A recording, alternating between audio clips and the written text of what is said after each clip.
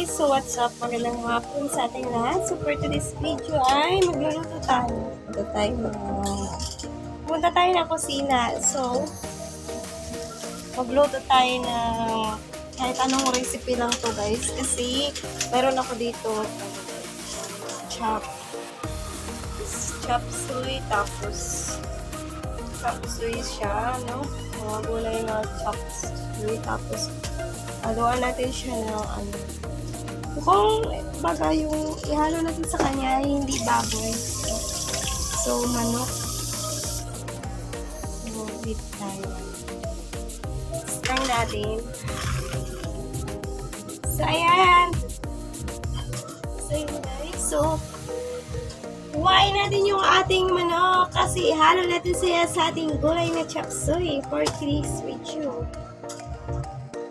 Kasi nga wala tayong magawang formal vlog, so i-vlog lang muna natin yung ating pagluluto ngayon.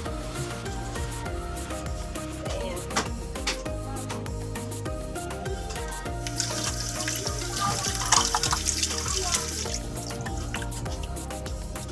Kunti lang ito guys, talagang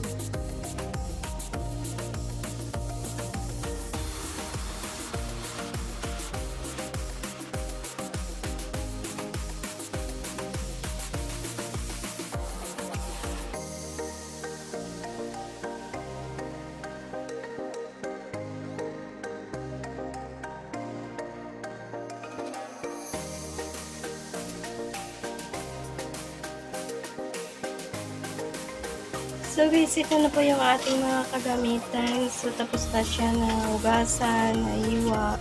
So ngayon, papainit na tayo ng... So ayun guys, papainitin muna natin yung kawali. So may sabaw na siya. Yun o. Guys, simpleng ulam lang natin ngayon guys. Ngayong hapon na natin. Itong gulay na chop suey, pero yung halo niya is manok, chicken.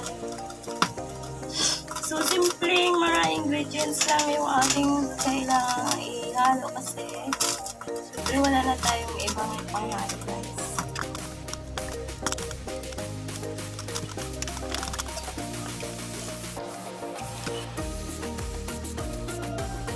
So, magbibigay tayo ng mantika.